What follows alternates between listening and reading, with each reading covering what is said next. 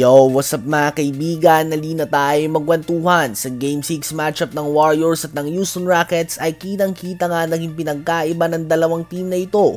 Bukod na lamang sa 8 of 24 sila sa field sa 4th quarter at 1 of 12 lamang sa 3 points, ito nga ay ang 62 to 51 rebound advantage ng Rockets at si Steven Adams na nagtala ng 17 points and 5 rebounds on perfect 4 of 4 shooting sa field.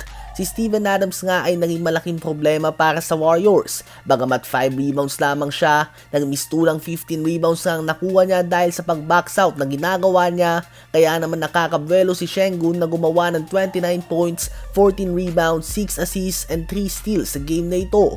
Madami din siyang ginagawa sa game na ito na hindi mo makikita sa stats, tulad na lamang nito. Simpleng bagay subalit makukonsider mo bilang winning plays. Ang kanyang toughness sa pinta ay ang dahilan kung bakit ang small ball lineup ng Warriors ay nahihirapan the last 2 games. In fact, last 3 games nga kahit na nakuha ng Warriors ang close win sa Game 4. At hanggang hindi nagiging epektibo ang shooting ni Draymond Green, hindi nga kailangan ni Steven Adams o ni Sengun na umangat sa depensa. So basically ay 5-on-4 nga ito at nakakabuelo sila na mag-double team kay Steph Curry. So far wala pang sagot si Steve Kerr dito, bukod na lamang sa Haka Adams na hit or miss na strategy. Depende nga sa mga free throws si Steven Adams yan. So ayun nga po mga kaibigan, may last chance si Steve Kerr na gumawa ng adjustment sa Game 7. Kung hindi na ito magagawa ng sagot, mapapaaga nga ang kanilang bakasyon at tuluyan na silang magchuchocolate ng 3-1 lead. Ano ba masasabi nyo tungkol dito? Habang kanina naman ay inanunsyo na si Coach Greg Popovich ay opisyal nang nagretiro bilang head coach ng San Antonio Spurs matapos ang 29 NBA seasons for health and age reasons.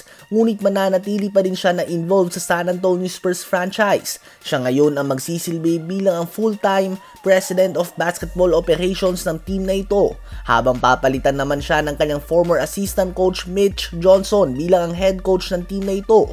Si Coach Pop nga ay considered as one of the greatest if not the greatest coach sa NBA history. One of the best basketball minds. Halos 1/4 nga yata ng NBA coaches and assistant coach sa NBA ngayon, it's either naging assistant coach na noon o player.